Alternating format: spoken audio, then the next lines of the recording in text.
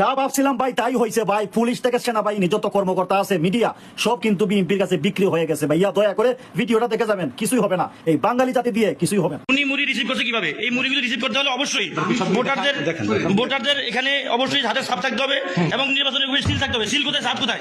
সাপ কোথায়? হাতে সাপ কোথায়? এই একটার মধ্যে হাতের সাপ নেই, সিলে কোনো প্রুফ নাই। কিন্তু এই ভোটগুলো কিভাবে দিল?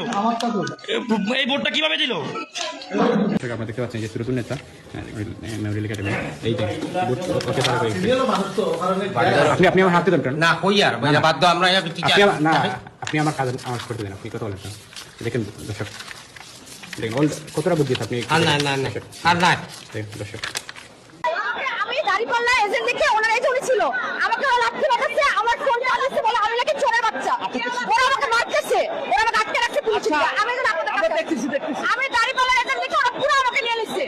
উপর থেকে আমাকে মারতে মারতে নামাইছে। এই ভাইয়া ছিল কেন চোরের বাচ্চা পুরা মারচোর। ওরা সিলেক্টের সাথে এটা সুস্পষ্ট আচরণ করে দিলাম, নির্বাচনী আচরণ করে দিলাম।